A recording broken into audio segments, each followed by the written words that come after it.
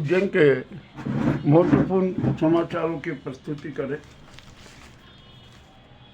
उज्जैन में धनतेरस पर्व मना, करोड़ों का व्यापार हुआ। आज भी बाजारों में भीड़ रही।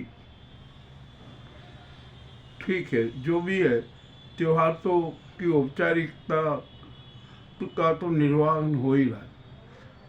अब कल 19 अक्टूबर के तिथि 1 मगर पर्व 2 मनाएंगे। अल सुबह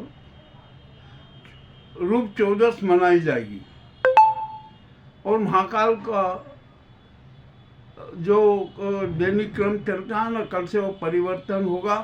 कल सुबह महाकाल का गर्म जल से स्नान होगा और संध्या को दीपावली मनाई जाएगी, दीपोत्सव मनेगा। हल्के नाम मात्र के प्रतीकात्मक फुलझड़ी छोड़कर दीपोत्सव का आगाज होगा। अब उज्जैन में तो बड़ी विचित्र स्थिति होती जा रही है। यहाँ पर जो फ्रीगंज के उसमें समानांतर पुल का निर्माण हो रहा है ना, उसका कार्य भी चल रहा है और उस कार्य के लिए जो फ्रीगंज के पुराने पुल की जो मक्सी रोड की भुजा है वो बंद रहेगी और वहाँ पर जो शास्त्री उद्यान था और जो शास्त्री जी की प्रतिमा है वह भी कहीं अन्य किसी उद्यान में स्थापित की जाएगी, ऐसी सूचना आ रही है। एक युवा नेता स्वर्गीय सुभाष यादव का निधन हो गया था। कल 19 तारीख को उनका उठावना रखा गया है। बड़ी दुखद बात है और फिल्म परिवार और यादव समाज परिवार ने भी अपने श्रद्धा सुमन अर्पित किए। यहाँ पर फूल मंडी में कल एक बड़ी विचित्र घटना हुई। एक बाहर का लोडिंग वाहन वाला आया था, वो वहाँ पर खड़ा था तो 2 लोग आए और उसका अपहरण कर लिया। उसको गाड़ी में डालकर ले गए और उसके पास जब 7,000 रुपये रखे हुए थे वो 7,000 रुपये लूट लिए। लूट की शिकायत देवास के थाने में की गई है।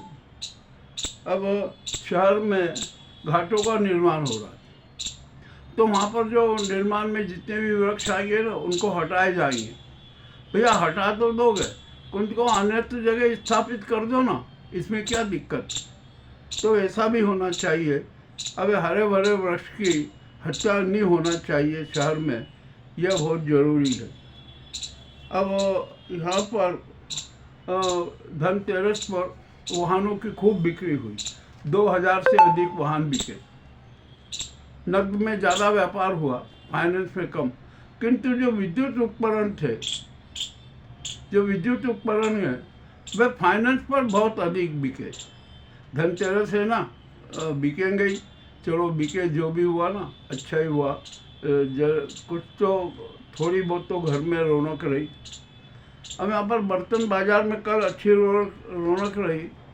आज भी बाजारों में भीड़ है, खरीदारी जारी है, सब कुछ अच्छा होगा, कोई दिक्कत नहीं। मगर एक बात तो सच है कि महंगाई का प्रभाव दीपोत्सव पर्व पर पड़ा। लोग मात्र प्रतीकात्मक खरीदारी कर रहे हैं। महंगाई का असर है, धन की कमी है और जो किसानों की जो खरीदारी होती थी वो भी प्रभावित हुई, क्योंकि कुछ किसानों ने सोयाबीन जो बेचना चाहते थे नहीं बिका। वो भावांतर योजना में शरीक होने के लिए उन्होंने रोक रखा। कुछ छोटे मोटे किसानों ने भी भेजा, क्योंकि त्यौहार तो मनाना है ना, तो सोयाबीन बेचकर भी और त्यौहार मना रहे हैं। अब जो भी हो जाए, क्या कर सकते हैं। यहाँ पर तो हाँ, जो भी होता है ना अच्छा ही होता है। अब क्या किया जाए। दीपावली पर्व मनाना है, दीपोत्सव की औपचारिकता का निर्वहन करना है, तो जनता कर ही रही है। मगर यह एक बात है कि उज्जैन में लाख हम लाखों करोड़ों लिए जला देंगे, किंतु तिमिर भागेगा नहीं। तिमिर तो विद्यमान ही रहेगा, क्योंकि यहाँ सुप्रबंधन और सुव्यवस्था का अभाव है। तो दीपोत्सव तो तिमिर से ज्योति की ओर जाने का पर्व होता है, किंतु उज्जैन में लाखों दीप जलने के बाद भी तिमिर तो विद्यमान ही रहेगा। यहाँ पर हर प्रकार से धोखाधड़ी, विश्वासघात, कुप्रबंधन, न जाने क्या क्या हो रहा है, ये होता ही रहेगा, चलता ही रहेगा। आप क्या कर सकते हैं और किसको कहे, कौन व्यवस्था सुधारेगा? माफियाओं का आतंक चरम पर है, और भी न जाने क्या क्या घटनाएं हो रही है, परंतु दीपोत्सव पर्व है, अभी कुछ बोलना उचित नहीं है। तो आज के जो प्रमुख समाचार थे वे आपके सामने प्रस्तुत है।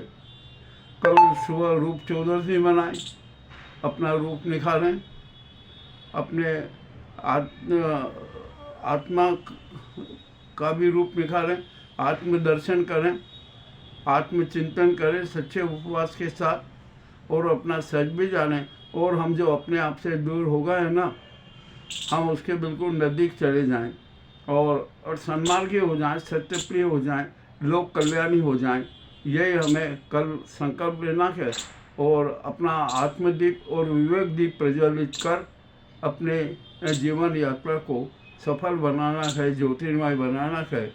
आइए हम सब मिलकर कल सच्चा दीपोत्सव मनाएं, अपना विवेक दीप प्रज्वलित कर उसकी रोशनी से शहर को, व्यवस्था को, राष्ट्र को आलोकित करें। बहुत बहुत धन्यवाद।